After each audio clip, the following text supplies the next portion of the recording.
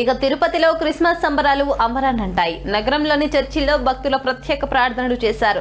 జిల్లా వ్యాప్తంగా చర్చిలన్నీ భక్తులతో కిటకిటలాడాయి. పేతస్తా జన్మతః తదితర చర్చిల్లో స్తోత్రం పఠించి ప్రార్థనలు చేశారు. చర్చిలన్నీ కూడా లైటింగ్లతో పండగ వాతావరణాన్ని సంతరించుకున్నాయి. ప్రపంచవ్యాప్తంగా ఉన్న క్రైస్తవులందరికీ క్రిస్మస్ శుభాకాంక్షలు తెలిపారు. అదేవిధంగా భారతదేశం సుభిక్షంగా ఉండాలని ప్రార్థించారు.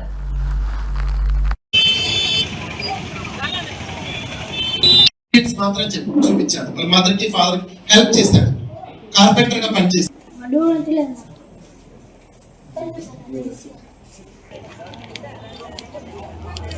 నా పేరు పాస్టర్ అరులాసు, తిరుపతి పాస్టర్స్ ఫెలోషిప్ యొక్క అధ్యక్షుడిని.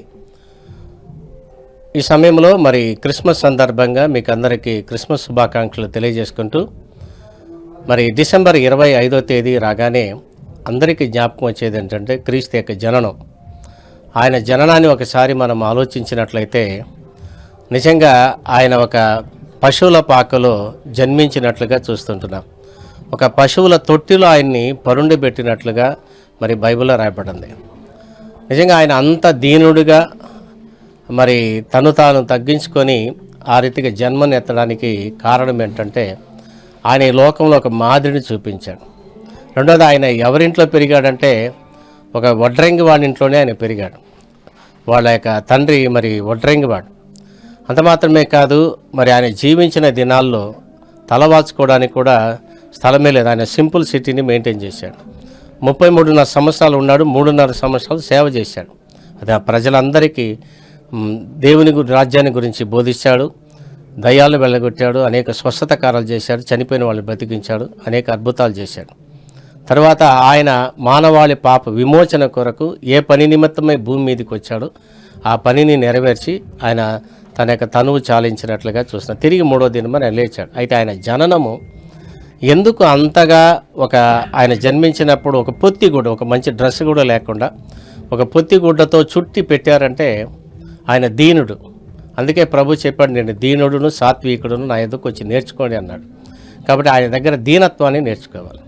కాబట్టి యేసుక్రీస్తు ఈ లోకంలో దీనత్వాన్ని నేర్పించాడు. ఆయన రక్షకుడిగా ఈ లోకంలో జన్మించి అందరి పాప విమోచన కొరకు ఆయన జన్మించినటువంటి క్రీస్తు శుభ సందర్భంగా ఈరోజు తిరుపతి పట్టణంలో షకీనా చర్చిలో ఉదయం 7 గంటల నుండే ఈ యొక్క ప్రార్థనలు ప్రారంభమయ్యాయి. క్రిస్మస్ ఆరాధనలు ప్రారంభమయ్యాయి. ఇందులో క్రిస్మస్ యొక్క భక్తి పాటలు పాడబడింది. ఇంకా మరి అనేక మంది మరి కిడ్స్ ద్వారా పిల్లలు యవనస్తులు అందరికీ కూడా మంచిగా స్కిట్స్ చేశారు. మరి ఈ సన్నివేశాల గురించినటువంటి సందర్భాల గురించినటువంటి సన్నివేశాలు వారు చేశారు.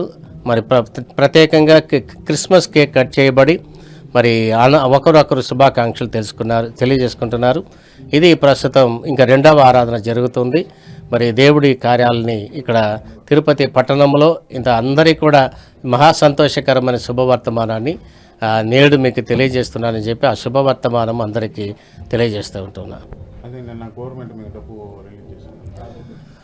ప్రభుత్వము తీసుకున్నటువంటి చర్య అది కూడా 11th అవర్లో, నిజంగా చెప్పాలంటే 11th అవర్లో ప్రభుత్వము ఒక పేద పాస్టర్కి 60,000 రూపాయలు, బకాయిలంతా 60 రూపాయలు ఇస్తుందంటే అది కూడా ప్రభుత్వానికి ఎన్నో కష్టాలు ఉన్నాయి. ప్రభుత్వాల బడ్జెట్ ప్రాబ్లం ఉంది. అయినప్పటికీ మంచి మనసుతో ప్రభుత్వం చేసినటువంటి ఈ చర్యని మేమందరం కూడా హర్షిస్తూ ప్రభుత్వానికి మా ప్రత్యేకమైనటువంటి ధన్యవాదాలు తెలియజేసుకుంటున్నాం. నిజంగా మరి నిన్నటి దినమున డబ్బులు పడినప్పుడు మేము షేర్ చేసుకున్నాం. నేను పాస్టర్స్ అసోసియేషన్ ప్రెసిడెంట్గా ఉన్నాను.